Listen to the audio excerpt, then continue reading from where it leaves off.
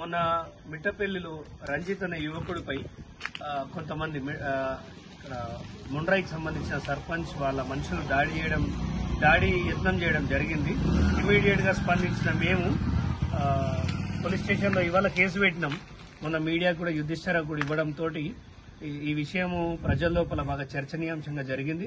దాదాపుగా సంవత్సర కాలం నుంచి 1500 ట్రిప్పుల మట్టిని మోసేసిరు వీళ్ళు. ఎక్కడా కూడా ఊరు వాళ్ళకు పర్మిషన్ లేదు, ఇంటిమేషన్ లేదు. వీళ్ళు కొద్ది కోట్ల రూపాయల మిట్టపల్లి సంపదను దోచుకుపోయారు.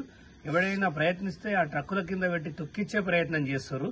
దీని వెనకాల ఈ ఊరి సర్పంచ్ కొడుకు ప్రవీణ్ రెడ్డి వంగ అనేవాడు అవినీతికి పాల్పడుతున్నాడు.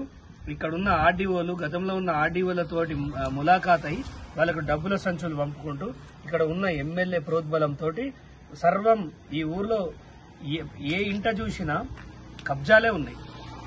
సో వీళ్ళందరికీ అండదండగా నిలబడాలని వీళ్ళకి నా సంఘీభావం తెలియజేస్తున్నాను.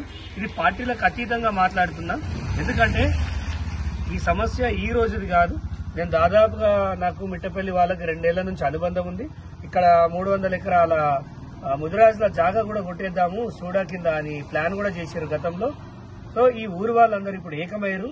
తొందరలోనే వీళ్ళు న్యాయ పోరాటం కూడా చేస్తా అంటారు. వీళ్ళందరికీ నా మద్దతు ఉంటుంది. ఖచ్చితంగా సహజ వనరులను కాపాడాల్సిన బాధ్యత ఊరి వారిపైన, మన సహజ సంపదలను కాపాడాల్సిన బాధ్యత యువతరం పైన కూడా ఉంది. ఎందుకంటే ఇది భావితరాల భవిష్యత్తు. దాన్ని అంతం చేసే అధికారం ఎవరికి లేదు.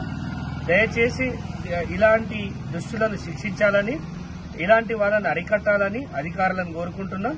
రంజిత్ ఈ రోజు మేమందరం అండదండగా నిలబడ్డాం. అతని మీద ఈగ వాలినా గానీ ఊరుకునే ప్రసక్తి లేదని తెలియజేస్తాం.